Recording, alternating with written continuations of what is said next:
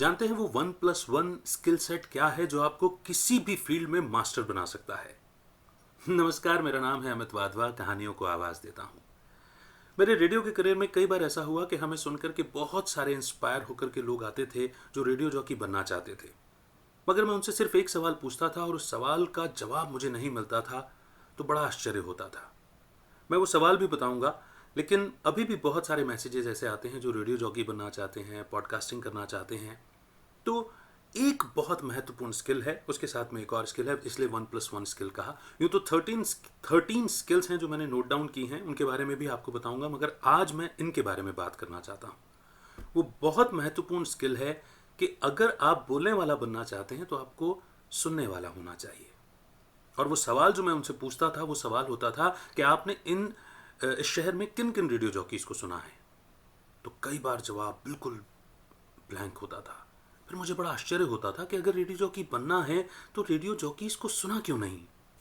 अगर इतना पैशन है बोलने का तो फिर सुनने का क्यों नहीं। बिना सुने कहना कैसे आएगा। और ये बात सिर्फ रेडियो की फील्ड में नहीं, किसी भी फील्ड में।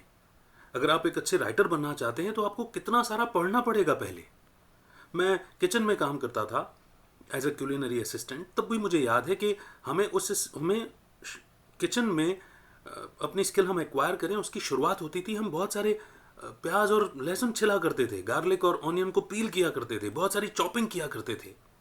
अगर एक बहुत अच्छा शेफ है और उसे चॉपिंग करना ही नहीं आया तो हम कितने सारे एक्टर्स से प्रभावित होते हैं, मगर वो सारे एक्टर्स बिना लोगों को, बिना आसपास की जिंदगियों को ऑब्जर्व किए बगैर क्या बहुत अच्छे एक्टर बन सकते हैं? नहीं। सिमिलरली मिमिक्री आर्टिस्ट को न जाने कितने सारे कैरेक्टर्स को अपने अंदर इम्बाइब करना पड़ता है, तब कहीं जाकर के। टीचर को भी पढ़ाने से पहले कितना पढ़ना पड़ता है, तब कहीं जाकर पढ़ा पाते हैं। तो अगर रेडियो जॉकी बनना है या पॉडकास्टर बनना है तो बहुत इंपॉर्टेंट है ना कि हम सुनना शुरू करें। जब तक सुनेंगे नहीं तब तक ये नहीं समझ में आएगा कि कोई व्यक्ति किस बात से किस तरह कनेक्ट करता है, किस अंदाज में कहता है। आपके पास आपका ओरिजिनल अंदाज है किसी भी बात को कहने का, लेकिन उससे पहले आपको कम से कम 100 लोगों के अंदाज भी तो पता होने चाहिए कि वो व्यक्ति अपनी बात को या इस बात को किस अंदाज में कहेगा। ये एक स्किल सेट है। जिस भी स्किल में मास्टर होना है उसकी एक अपोजिट स्किल होती है, उसमें मास्टरी हासिल करना। बोलना तो अपने आप आ जाएगा। वैसे भी बोलना क्या है ये नहीं सिखाना पड़ता, क्या नहीं बोलना है कई बार ये सिखाना पड़ता है। बहुत महत्वपूर्ण। और दूसरा जो शायद इससे भी ज्यादा महत्वपूर्ण है वो है खुद के साथ कनेक्ट करना। न जाने क्यों इंसान इतना बाहरी दुनिया से कनेक्ट हो गया है कि खुद से दूर होता चला गया है। और जो खुद से कनेक्ट नहीं कर सकता वो इतने सारे सुनने वालों से कैसे कनेक्ट करेगा, या इतने सारे पढ़ने वालों से कैसे कनेक्ट करेगा। साइलेंस से डर लगता है लोगों को। बड़े आश्चर्य की बात है, क्यों? साइलेंस को तो गॉड कहा गया। गॉड से डरते हैं क्या? गॉड तो ओशन ऑफ लव है ना, प्यार का सागर है, उससे क्या डरना। हम डरते शायद अपने आप से हैं, और अपने आप से भी डरना नहीं चाहिए। अगर कुछ गलतियां हो रही हैं तो उन्हें एक्सेप्ट करके सुधार दें, मगर खुद के साथ कनेक्ट हों। अगर खुद के साथ कनेक्ट नहीं हुए तो औरों के साथ कनेक्ट नहीं हो पाएंगे।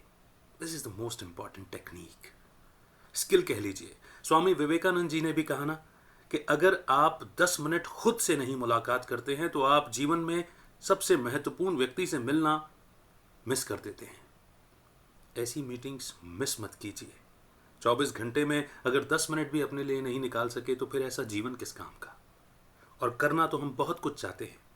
किसी भी फील्ड में लोगों से कनेक्ट हुए बिना कभी भी परफॉर्म नहीं किया जा सकता, और उसके लिए बहुत ज़रूरी है खुद के साथ कनेक्ट होना।